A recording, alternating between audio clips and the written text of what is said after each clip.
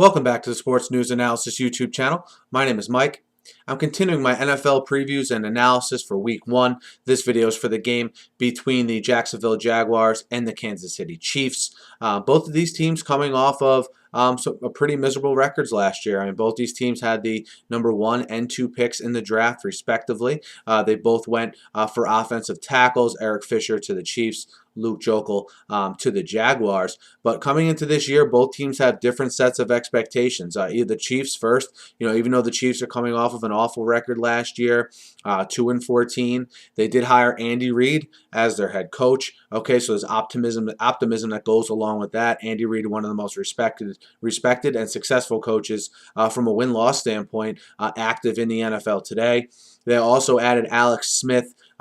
They gave up a second-round pick, a pick at the top of the second round, to acquire Smith from the 49ers. If you listen to this channel, you know I'm not really high on Alex Smith, but I'm really high on Andy Reid. And I look for Andy Reid to get even more out of Alex Smith than Jim Harbaugh did. We'll see how that plays out. I don't think Alex Smith is a franchise changer, but I think as they showed in San Francisco, he can manage games and certainly make a team that was 2-14 better. I don't think there's any doubt about that. The Chiefs defense, the Chiefs defense had 4 Pro Bowlers on it last year. They had Tamba Ali, Justin Houston, and Eric Berry among them, and and they had Houston and Derek Johnson, actually 2 Pro Bowl linebackers. You think that defense can't help but get better from a statistical point of view. They'll be helped by the offense being a little bit better. You still have Jamal Charles in the fold. I think Charles will be a big weapon this week, in particular against a young Jacksonville defense. Also, I don't think that Jacksonville has anyone to match up against Dwayne Bowe on the outside. Dwayne Bowe, obviously, got a big contract extension in the offseason. It'll be interesting to see the new wrinkles Andy Reid has for Alex Smith. Maybe going to a little bit more of an up-tempo offense, maybe incorporating a little bit of the pistol. Chris Alt, now a member of the Chiefs coaching staff. He's the godfather of the pistol, whatever you want to call him. So we'll see the new wrinkles of their offense. I think everything will be on display against the Jaguars.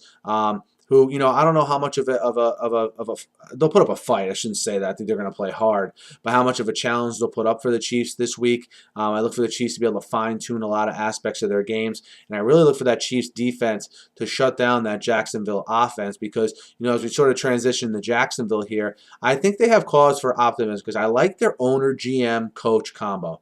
I like Shad Khan. I know not many people do. But I think he's a guy who's going to want to win. And that's all you can really ask from an owner. A guy who's not involved in the day-to-day like a Jerry Jones, but still wants to win. I think that's what you'll get in Shad Khan. I like David Caldwell and his pedigree in Atlanta and the way they built that organization, him and Thomas Dimitroff, along with their other, the scouting department there. They have him at GM and Gus Bradley as head coach. A young, feisty defensive coach, sort of like when the Falcons, where Caldwell comes from again, brought in Mike Smith. No one had really heard of Mike Smith. That move turned out to be pretty good. This is going to be a way slower rebuilding process, though. Blaine Gabbert, they're going to see what he has this year, and I think they should. Let's see what he has. He's a former first-round pick. Let's see what he has. This way, if he's our quarterback, great, we'll build around him. If not, we got to go out and get one in next year's draft, which is supposed to be very quarterback-heavy, and the thinking is the Jaguars will be up in that top 10 area to be able to capitalize on that if they need to. Other than that, we'll see what Maurice Jones-Drew can do after a little bit of a down year last year after he led the league in rushing in 2011. Remember, Justin Blackmon is out for this game and the first 4 games as well, the wide receiver for the Jaguars, so keep that in mind too. I think Jacksonville's defense will be aggressive.